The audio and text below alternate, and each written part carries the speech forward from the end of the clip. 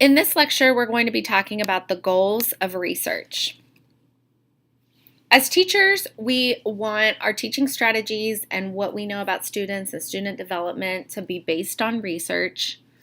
We want the information that we are using to make decisions to have been peer reviewed, because ultimately we want to be seen as professional educators. So in these next few slides, we're going to go into these concepts a little bit more in depth. There are 4 goals of research and why we do research studies. Those are description, prediction, understanding causes, and creating change. So let's talk first about description. The procedures that researchers use to define, classify, catalog, or categorize events and relationships all have to be described whenever you are conducting a study. Here's a sample. Teachers describe the symptoms of reading problems, such as the mistakes in reading the correct words in a sentence. So we're going to do this research study on this topic. I'm going to have to make sure that I've clearly defined all of these words so that anyone who reads my study understands where I'm coming from. I'm going to have to identify relationships in this example. Basically, the whole idea is that you have to explain everything down to the very last detail so that nothing is left up to interpretation. When someone reads your study and reads your information, they know exactly what you mean. Because if I say reading problems, I might be thinking one thing, but you might be thinking something different. They might be related, but even just a simple difference is going to impact how we look at the results of our study. There are 2 different approaches to research. One is called the nomothetic approach, and the other one is the idiographic. In a nomothetic approach, you're trying to establish these broad generalizations, general concepts, general laws that are going to apply to multiple groups of people. These studies use lots and lots of participants for their studies. So it's not just going to be a study that happens in one classroom or something like that. Hundreds of participants, because you're trying to find what's the average performance of a group or what's typical. And the only way you can do that is by assessing just massive amounts of people so that you can kind of validify that, yes, this thing that I'm saying is what typically occurs actually does. The average performance, it may not describe the performance of an individual in that group, but it does so in general, which means, okay, so you make all these claims and you make these assumptions because you've looked at so many people. But you could definitely look at individuals within your study and say, oh, they did not perform that exactly like that, or they did not think exactly like that. There will be differences in the individuals, but again, when you talk about average, you're talking about this larger number. Research has been done. That's how we come up with like standardized test scores. What do people say are, passing SAT scores or acceptance scores for college, and ACT, GRE, Praxis 1, Praxis 2, OAEs, and such. These are all national standards, national tests that have been standardized just because so many thousands of people have taken them that over time you can see, like, here's how they perform collectively as a whole group. Student will, when you get your score, you're basically saying the student has performed in a manner similar to the average person in this group. So remember, it's a little bit tricky, right? Because when you take an SAT score and ACT score, it's only about how you performed related to all the other people who plan on going to college. It doesn't mean it's how you perform next to all the people that are in high school or whatever, because not all the people in high school are planning to go to college. So it's related to your specific reference group that you are a part of. The idiographic approach then, of course, does the opposite. It looks at individuals rather than large groups of people. Now, it might look at an individual class, or even maybe an individual school or maybe an individual grade level, but we're not on this level of these like hundreds and hundreds of participants, looking much more closely than that. In these kind of studies, you're basically just giving a case study analysis of like this particular individual, because you cannot give any kind of averages or average performance to students in studies like this. You believe that individuals behave in ways that conform to general principles, but you really have to look at the uniqueness of each individual student so that you can really understand what they bring to the study. And as I mentioned before, case studies, that's a really popular form of idiographic research. Now, one is not better than the other. Okay, I will tell you that I tend to be an idiographic researcher because I think everyone has a story. I think everyone is a unique individual and their own experiences impact the decisions that they make and the performance that they have. I very much feel that way. But I also am a big believer in the nomothetic approach, especially in terms of medicine. If you have a new drug that's going to be used, you want it tested amongst thousands of people. That way you can see how the average performance of that drug for a particular medicine, a disease, or problem. Okay, so it's not that one is better than the other. It's just that there are different times and different places and different reasons for using one or the other one. All right, now let's talk about prediction. So once you have described all of the terms and definitions and important things that need to be known about your study, then as a researcher, you kind of make a prediction on what you think is going to happen. So here's an example. If a child has ear infections prior to going to preschool, will that child have problems learning how to read? You're going to make a guess on that, or a prediction. How about if a child reverses letters at age 5?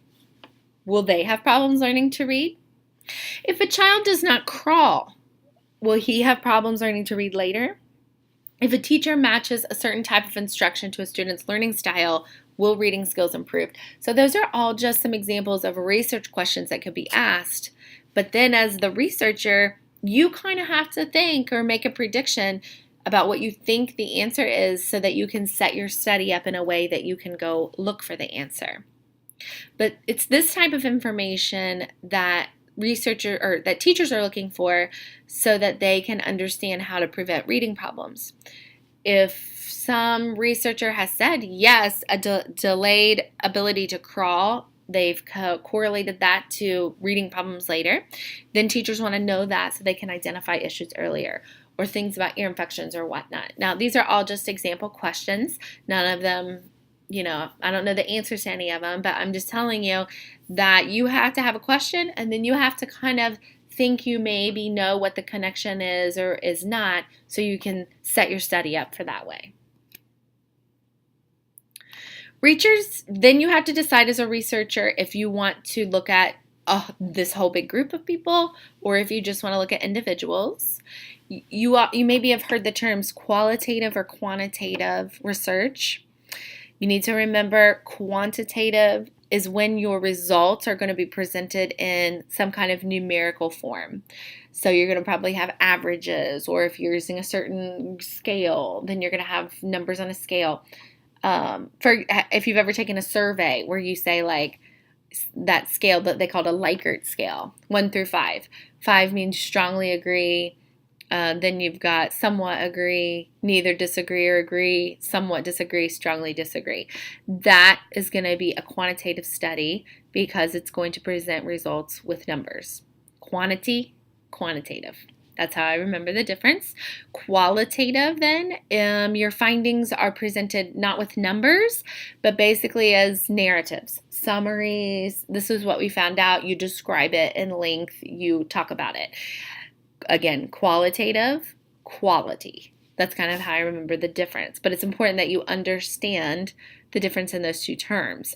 Both types of research are important in the fields of education, and there are pros and cons to both, just like everything else.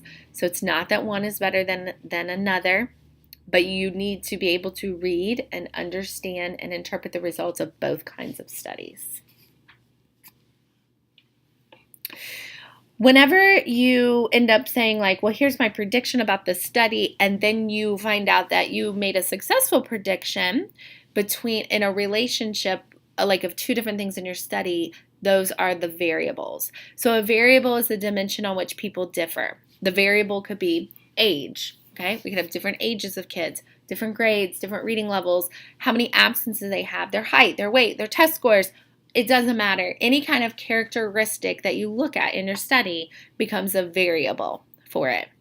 And then when a score on one variable is used to predict the score on a second variable, you say the two are correlated. Okay, these are important terms that you want to know.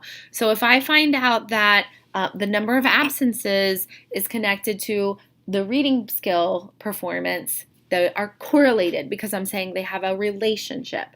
A correlation exists when two different things about the same people, events, activities, whatever, when they go together, they're somehow connected, and you can say that it looks like scores on one impact scores on another, or the situation in one hand impacts the situation on the other between the two variables.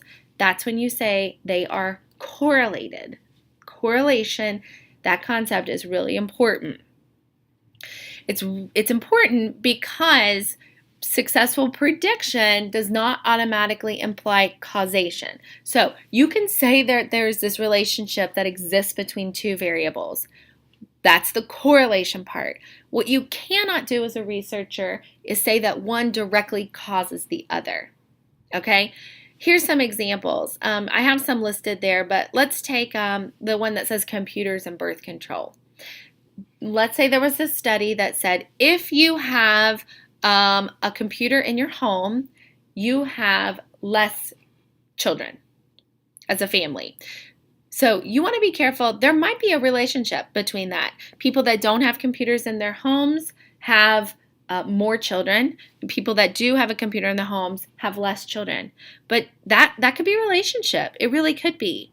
But you cannot say that having a computer in your home is a cause of how many children you have. It doesn't cause it. It's just correlated to it. Now, one reason could be if you're in a situation where you can afford to buy a home computer, then maybe you can also afford to buy birth control measures. Okay, you see what I'm saying here? There's probably an outside factor that is impacting that relationship. So you cannot make this direct connection. Home environment, learning to read. If I come from a stable home with two parents, I'm going to be a better reader. And if I don't, then I'm going to struggle. Well, you know that's not true because we all know kids who are in either of those situations and then perform differently. So again, there's an outside factor. There's something else happening. We can say they are correlated and they are related, but we cannot say that one causes another. So as I have on this slide, it's really important. Correlation is not causation. Correlation is not causation. That is one of the biggest takeaways that I want you to have from this class, is that when you read research, you can say things have a relationship and they are correlated, but please, please, please do not say that one causes the other to happen. If two variables have a relationship, it could mean that A causes B. That could be a possibility. Or the inverse, that B causes A. That could be, but we just absolutely do not know 100% for sure, because you could also say that A and B are caused by C, this outside variable, or maybe a combination of outside variables, D, E, F, X, Y, Z. We don't know 100% for sure. And so that's why research is important in identifying relationships, but it's so hard to say with 100% accuracy that something causes something else. Or you could also just say that this correlation is happening because it's just a coincidence. So that's why research is so important, because if someone identifies a relationship, then we want more research done on it so that we can kind of get closer and closer and closer to what is the cause.